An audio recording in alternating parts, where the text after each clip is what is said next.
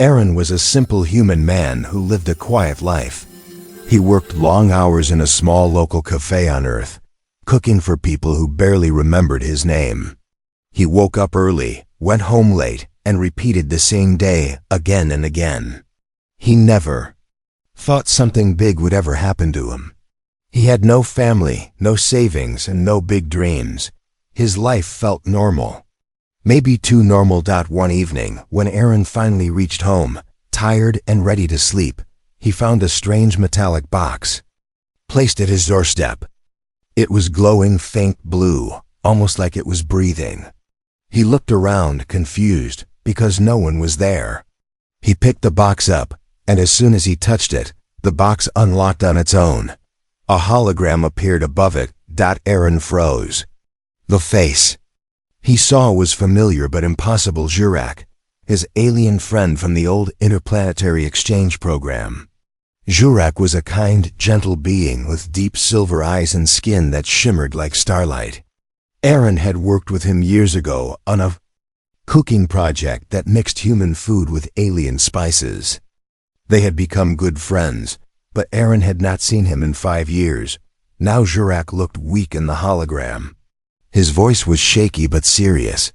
"Aaron," he said softly, "if you are seeing this message, it means I am no longer alive." Aaron sat down slowly. His heart felt heavy. He remembered Jurak laughing, cooking, talking about stars. Now he was gone.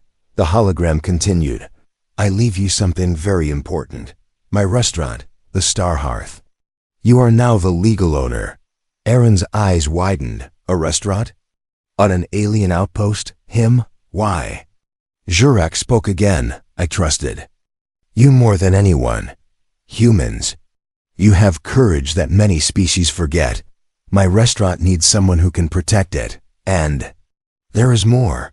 You will understand when you arrive." The message flickered and ended. Aaron sat in silence for a long moment. A normal human man. Now the owner of a famous alien restaurant. It felt unreal.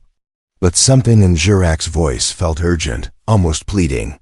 The next day, Aaron quit his job, packed a small bag, and took the first ship to Outpost Lyria, the peaceful station where Jurak's restaurant was located.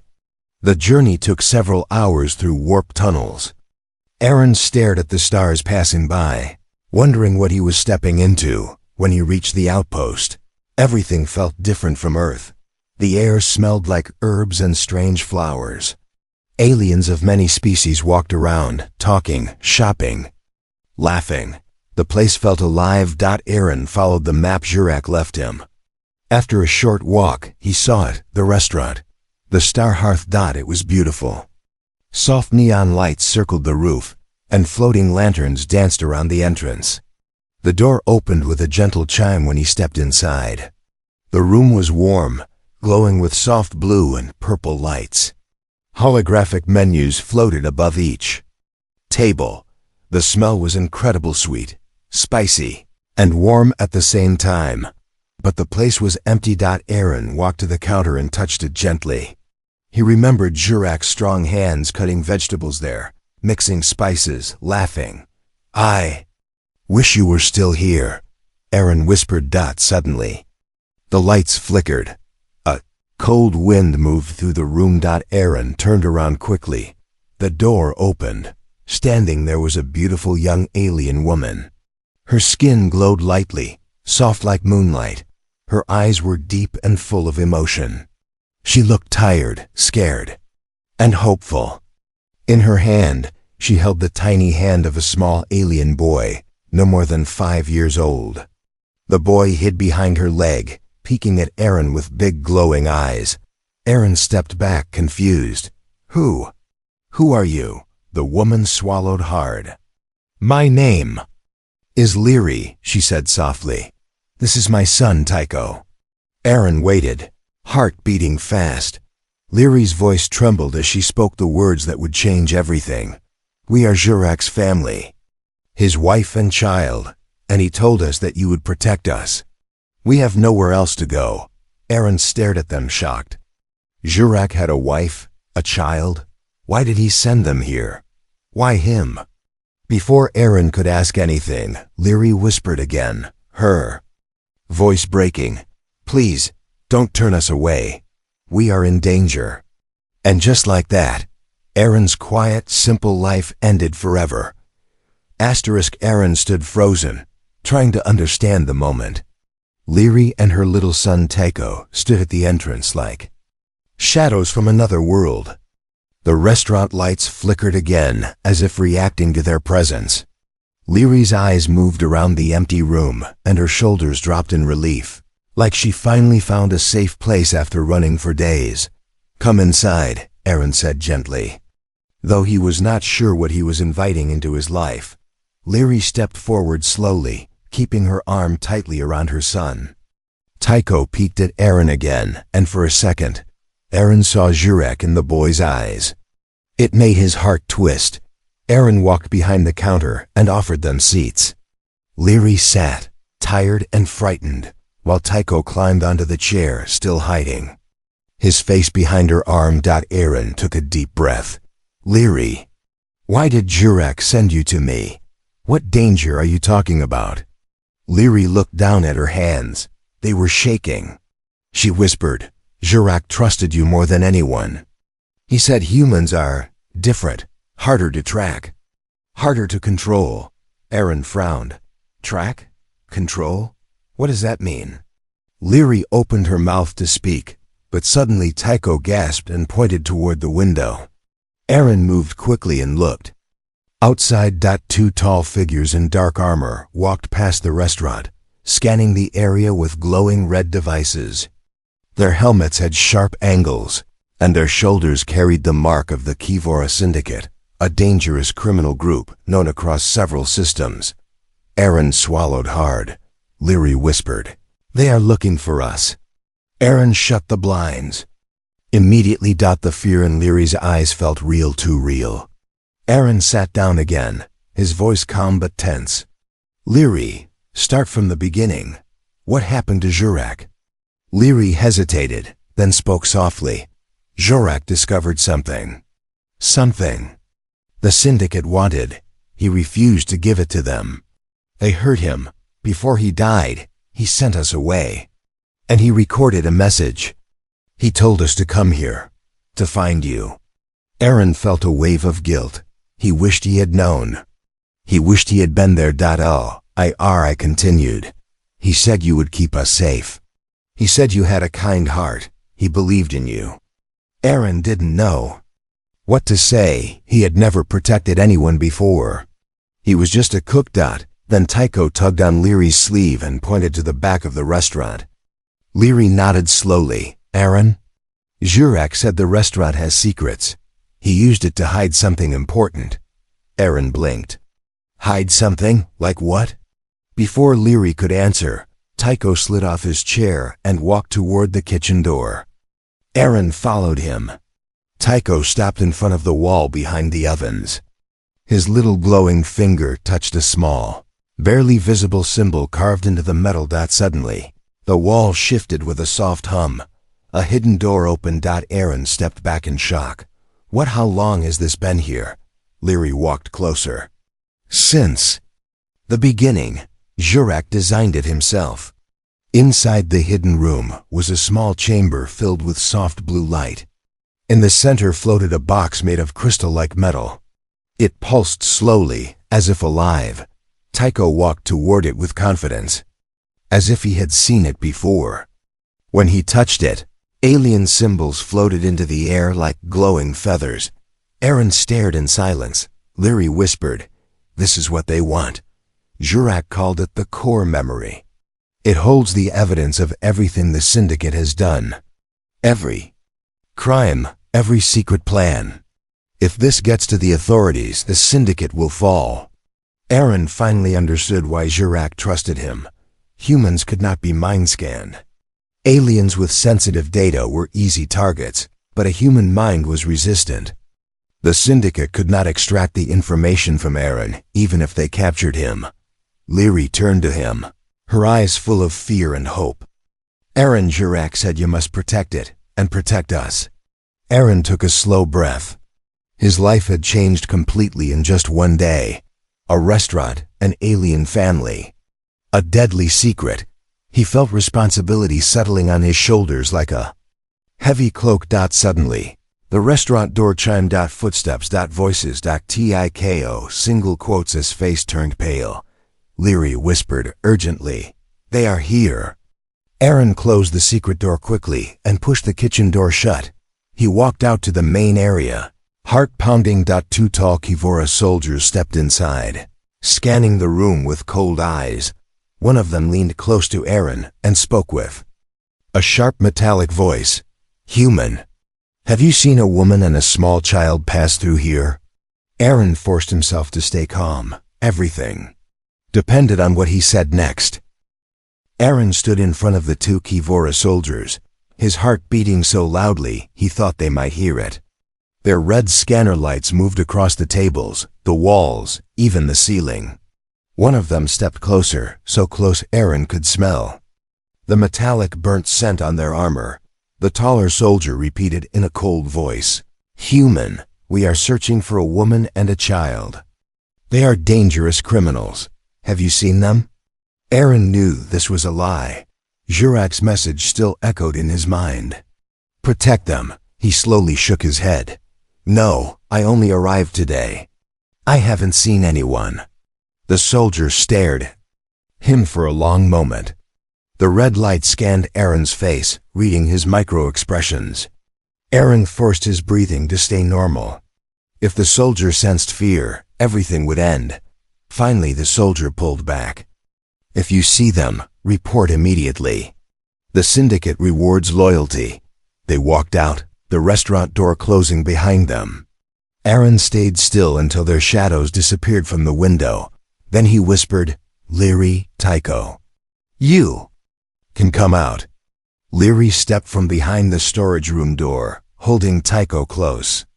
She looked pale, but her eyes held gratitude. "Thank you, Aaron," she said softly. "If they took Tiko, I don't know what they would do." Tiko hugged her tighter. But his eyes weren't scared. They were sad, heavy with a secret he seemed too young to carry. Aaron knelt in front of the boy.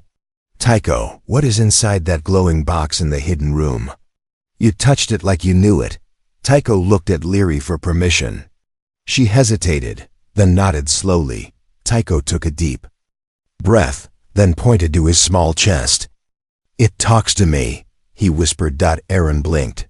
"It talks?" Tiko nodded again. "Papa showed me before he left. He said the box can only open with my touch. Because I am half of him." Leary wiped her tears quickly, trying to stay strong for her son. Aaron felt something shift inside him. "So you're the key?" Tiko nodded. "Papa said I must find a human with a brave heart. He said humans are not afraid of truth." Aaron felt his throat tighten. Jurak had believed in him even when Aaron didn't believe in himself. "Can you show me?" Aaron asked gently. Tiko looked at Leary again. She gave a small nod. They moved to the hidden room behind the kitchen. When Tiko touched the crystal-like box again, the symbols rose into the air, forming a large hologram. It showed planets, syndicate bases, secret routes, and faces of leaders involved in crimes. Aaron gasped. "This is everything." Leary spoke quietly. Jurak spent years gathering this. The syndicate killed him because he refused to hand it over. He believed this information could save many lives. Aaron stared at the floating symbols. "But why didn't he send it to the authorities?" "He tried," Leary said. "But the syndicate corrupted many systems. He needed someone they could not scan, someone they could not predict." "A human," Aaron whispered. Leary nodded. "Yes, you." Aaron rubbed his forehead. "This is too big. I'm just a chef." Leary stepped closer. "Jurak didn't think you were just anything. He trusted your heart." Tiko reached out and touched Aaron's hand with his small glowing fingers. "Papa said you are brave, and we need brave." Aaron felt something warm spread in his chest. For the first time in years, someone believed in him. Two people were depending on him. Now, Two people who had already lost everything. Aaron stood up. Okay, I will help you. I will protect you both. And we'll figure out how to use this memory to stop the syndicate. Leary's eyes filled with tears, but this time they were not from fear, they were from hope. But hope didn't last long. A loud bang hit the back door of the restaurant. Aaron jumped. Leary grabbed Tycho and stepped behind him. Another bang, harder this time. Aaron looked at the camera screens. A shadow moved. Outside, tall and heavy, a voice came through the door, muffled but clear. Open the door, human. We know they are inside. Aaron swallowed. Fear crawled up his spine, but so did determination. He whispered to Leary and Tycho, "Hide, go to the secret room. Do not come out." They ran. Aaron turned toward the door, his jaw tight. The banging grew louder. The syndicate was done searching. Now they were hunting. The banging on the back door grew louder, shaking the walls of the restaurant. Dust fell from the ceiling lights, and a cold shimmer ran through the air. Aaron knew this wasn't a random check. This was a targeted hunt. Someone had tipped the syndicate off, or they were tracking movement nearby. "Come out, human." The voice growled again, deeper and more impatient. "We do not ask twice." Aaron's heart hammered in his chest. He wanted to run, but his feet stayed planted. Leary and Tycho were hiding behind the secret wall now. If he failed, everything would be lost. He stepped toward the back door slowly, trying not to show the fear clawing inside him. Through the small camera screen above the door, Aaron saw one of the syndicate officers standing with a metal battering ram. His armor was thicker, darker than the soldiers who visited earlier. He was not a scout, he was an enforcer. Someone sent when diplomacy failed. Aaron lightly pressed the intercom button beside the door. "Who are you?" Aaron said, keeping his voice steady. "What do you want?" The enforcer leaned close to the door, the red lights on his helmet scorching through the small window. "We know the woman and the child came here," he said. "They are property of the syndicate, and we retrieve what belongs to us." Aaron felt anger rise in his chest. Property? They were talking about Jurak's family like objects. He clenched his fists. "There's no one here," Aaron replied sharply. "Leave." A heavy silence followed. Then the enforcer laughed, a low, cruel sound. "You think you can protect them? You are human, weak, fragile. You break easily." Aaron swallowed hard but didn't move. He needed to stall them, confuse them, anything to buy time. Inside the hidden chamber, Leary held Tycho close. She had used the sound-dampening switch, but even then she could hear muffled thunder from the door. Tycho's little hands shook. He whispered, "Mama, will they take me?" Leary kissed his forehead. "Not while I breathe," she said softly. "Back." Outside, the enforcer grew impatient. "Open this door now, or we tear it down with you behind it." Aaron looked around quickly. Jurak had left many things behind: machines, panels, old cooking equipment, but also strange devices Aaron didn't understand. He scanned the shelves near the kitchen entrance, hoping one of them could help. Then he remembered something. A small metal box Jurak once showed him years ago. A stun pulse emitter. It was meant to keep dangerous creatures away from the kitchen. Aaron rushed to the storage rack. The box was still there, dusty but intact. Jurak had joked that humans should never use it indoors. "Guess we're breaking rules today." Aaron muttered. He dragged a heavy table and positioned it against the back door. It wouldn't stop the enforcer, but it would slow him. Aaron then hid behind the freezer unit, holding the stun emitter tightly in his hand. Another slam hit the door. The frame cracked. Second slam. The hinges bent. A third slam. Boom. The entire door flew inward, smashing the table apart. The enforcer stepped inside, his armor glowing with shifting red lights. Behind him, two smaller syndicate soldiers entered, scanning the restaurant. "Search everywhere," the enforcer ordered. "They are close." Aaron held his breath and stayed hidden. One soldier walked toward the kitchen, scanning pots, cupboards, shelves. The red scanning beam swept over Aaron's hiding spot. Aaron pressed his back tightly against the wall, trying not to breathe. Then Tycho made a mistake. Inside the hidden room, he whispered too loudly, "Mama, I heard something." The enforcer's head snapped toward the kitchen instantly. His scanners flickered. Aaron froze. They heard him. The enforcer pushed aside tables, walking straight toward the kitchen door. His heavy boots echoed like drumbeats of doom. Aaron realized he had only one choice: reveal himself, distract them, and protect Leary and Tycho. He stepped out from behind the freezer. "Hey!" Aaron shouted. All 3 syndicate soldiers turned at once. Aaron held the stun emitter high. "Leave now. This is your last warning." The enforcer stared at him like he was an insect. "Human, you do not command us." He took a step forward. Aaron pressed the trigger. A bright blue shockwave burst through the kitchen, throwing the 2 smaller soldiers backward. Their helmets sparked, and they collapsed to the floor, but the enforcer barely stumbled. He roared, "You will pay for that." He charged forward. Aaron dodged, heart pounding, and ran toward the main dining area. The enforcer smashed into the can counter, shattering it in one blow. The chase moved into the restaurant. Chairs flew. Tables broke. Lights flickered violently. Aaron reached for anything he could use to block him: a tray, a chair, anything, but the enforcer crushed everything in his way. Just when Aaron thought he was caught, something unexpected happened. A strange humming sound filled the room. The hidden door behind the kitchen opened slightly, and the glowing symbols from the core memory began to shine through the crack.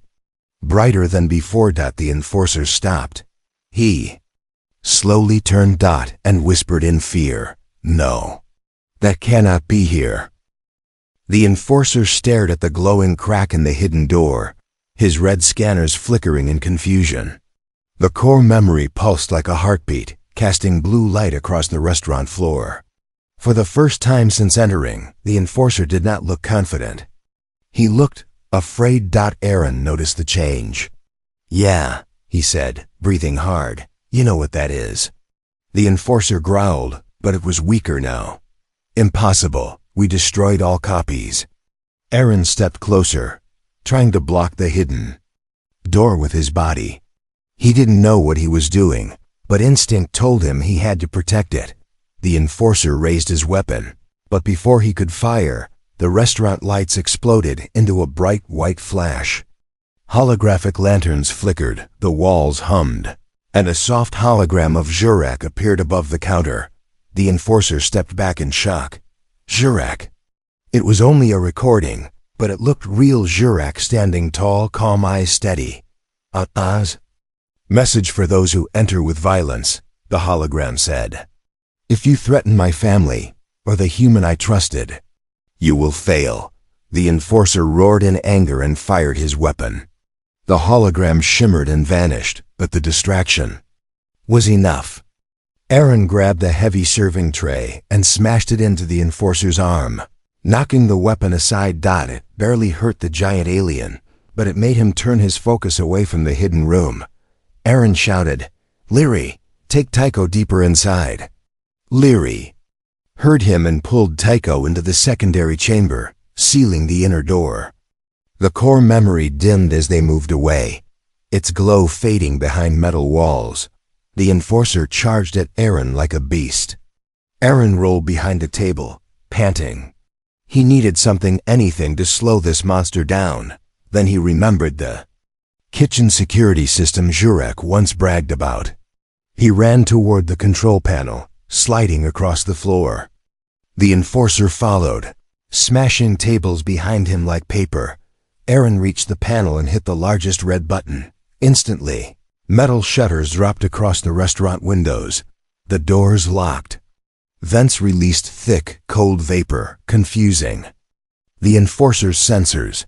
The restaurant became a fortress. The enforcer swayed, trying to find his balance. You think this will stop me? No, Aaron said, backing up. But it slows you down. The enforcer charged again, but this time he moved blindly. His scanners malfunctioned from the vapor. He crashed into a wall, cracking the tiles. Aaron used the few seconds to grab a long metal rod from the broken counter. It wasn't a weapon, but it was better than nothing. The enforcer swung a heavy arm at him. Aaron ducked and struck the rod against the enforcer's knee joint. Sparks flew.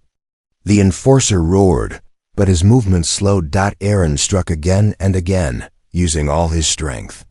Each hit made the enforcer weaker, but Aaron was still human. His arms burned, his breath disappeared, and pain shot through his shoulder. One hard punch from the enforcer sent him flying across the floor. He slid until his back hit the wall. His vision blurred. He tasted blood. The enforcer stomped forward. You cannot save them. Humans are weak. You should have given them to us. Aaron struggled to stand. His legs shook. Don't abandon people, he said softly. Not again. Those words came from deep inside him. Years of being ignored, underestimated. Alone they created a strength inside him he never knew he had. The enforcer raised his arm to strike. Then a small voice rang out. Stop! Both Aaron and the enforcer turned. Tico stood at the entrance of the hidden room, his small body glowing with bright blue light. His eyes were shining, almost too bright to look at. Tycho, no! Leary screamed behind him, trying to pull him back, but the boy stood firm. The core memory behind him floated into the air, symbols swirling like a storm. The enforcer froze. No, the child cannot activate it. He is too young. Tycho lifted his hand. The core memory released a beam of blue light that struck the enforcer in the chest. The armored giant convulsed, sparks exploding from his helmet. His scanners overloaded. His body shook violently. Aaron shielded his eyes from the brightness. Then thud. The enforcer collapsed to the ground. Unconscious silence filled the restaurant. Tycho fell to his knees, exhausted. Leary ran to him, holding him tightly. Baby, you should not use that power. It drains you. Tycho whispered weakly. I had to. Papa said protect good people. Leary's eyes filled with tears. Aaron walked toward them slowly, still limping, but alive. He knelt beside Tycho. You saved me, Aaron whispered. Tycho smiled a tiny, tired smile. We save each other. Aaron looked around the wrecked restaurant, broken tables, cracked walls, smoke rising from the floor. It had become more than a restaurant now. It was a refuge, a battlefield, a home under attack. And Aaron understood one thing clearly. This was only the beginning.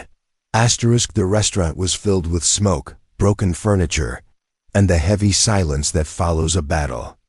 Aaron leaned against the wall, breathing hard, watching Leary hold Tycho close. The core memory dimmed, settling quietly back into its crystal form. Even without words, everyone understood the same thing. They had survived, but danger was not gone. Aaron walked slowly to the fallen enforcer. The syndicate symbol on his armor still glowed faintly. His red scanners sparked, trying to reboot. He will wake up, Aaron whispered. We don't have much time. Leary nodded, fear tightening her voice. The syndicate will sense his signal. They will send more. Aaron felt a cold wave run through him. He was only a human with no weapons, no powers, no training. But when he looked at Tycho Small shaking, exhausted, something inside him grew stronger. He refused to let this child fall into evil hands. We need a plan, Aaron said. A big one. Leary looked at him with teary eyes. What can we do? They are powerful. We are only 3. Aaron shook his head. No, we aren't only 3. He stood up and walked to the restaurant control panel Jurak had designed. The system hummed with hidden functions, energy barriers, defense screens, scanning devices, things Aaron hadn't understood until now. Jurak had prepared for this. Aaron pressed a blue button labeled Community Mode. Instantly, holographic beacons shot into the sky above the restaurant. "What did you activate?" Leary asked. "A distress call," Aaron said softly. "But not to the Syndicate. To every alien on this outpost who cared about Jurak." Leary blinked. "Will they come?" Aaron nodded. "Jurak helped many people here. His kindness is remembered." As if answering the call, the front door buzzed. Aaron jumped, thinking. It was another attack, but instead, a small alien creature peeked inside. It was a tiny bird-like species with bright feathers. "Is it true?" the creature chirped. "Jurak's family is in danger?" Aaron nodded. More aliens arrived, tall ones with glowing horns, short ones with metal-like skin, traders, cooks, travelers, people whose lives Jurak had touched. They filled the restaurant one by one, forming a protective circle. Leary looked around, shocked. I didn't know he helped so many." "He never talked about it," Aaron said. "But he believed in people. Now they believe in him." Tycho peeked from behind his mother, eyes wide in wonder. The community of aliens bent down and offered him kind smiles, soft gestures, gentle words. He felt safe for a few seconds. Then the sky outside turned red. A deep alarm echoed across the outpost. The Syndicate had arrived. A massive ship hovered above the restaurant, casting a dark shadow. Lights flashed, scanning beams swept the ground. Doors opened, and dozens of soldiers descended like metal giants. The aliens inside the restaurant looked frightened, but they didn't move. Aaron stepped forward. "Everyone stay low. We don't fight them head-on. We defend the truth." The ground shook as the Syndicate soldiers approached. They surrounded the restaurant, weapons charged. Their leader stepped forward. A tall alien female with silver armor and eyes like burning coal. She shouted, "Return the core memory and the child. Anyone who protects them will be punished." Silence. No one moved. Aaron walked out the front door alone. Leary gasped. "Aaron, no." But Aaron raised a hand. "Stay inside. Protect Tycho." He stepped forward until he was only a few meters away from the Syndicate leader. She studied him, confused. "A human?" she said with disgust. "You stand between us and our property?" Aaron stood tall, even though fear shook inside him. "They are not property. They are a family. And Jurak trusted me. So I will not give them to you," the leader laughed. "You think your words matter against our army?" Aaron pointed to the sky. "Maybe not my words, but truth matters." He lifted the core memory in his hand. Tycho had given it to him before.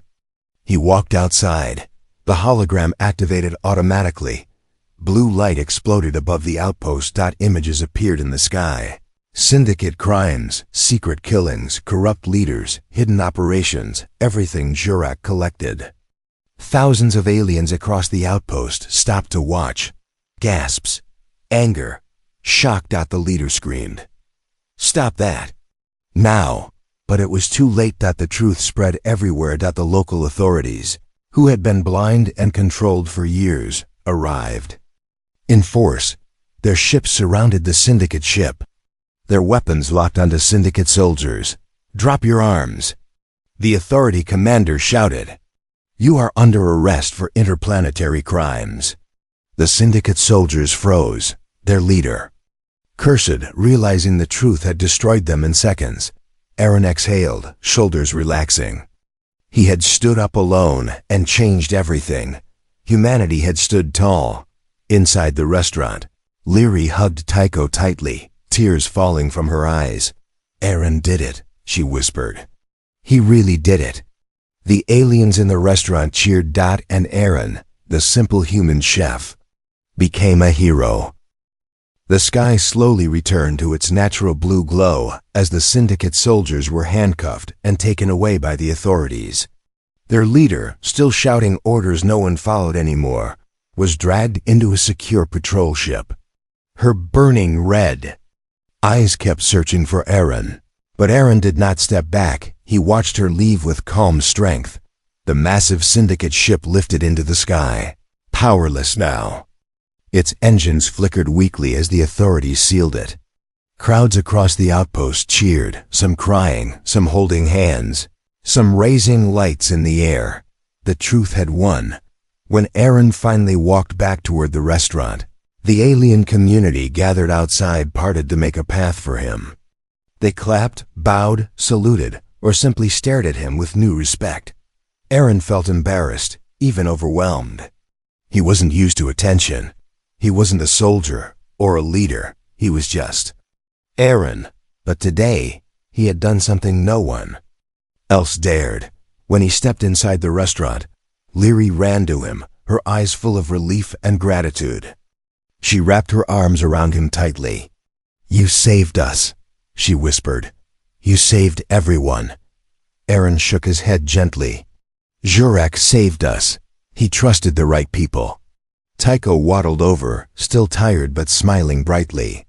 He held the core memory close to his chest and lifted his arms toward Aaron.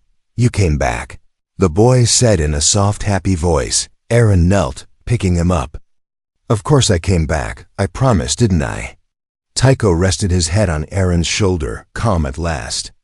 Leary placed a hand on Aaron's arm, and for a moment, the three of them stood quietly in the ruined restaurant. Broken walls, cracked tables, scattered lights, but all they could feel was the warmth of survival. Soon, the outpost authorities entered the restaurant to speak with them.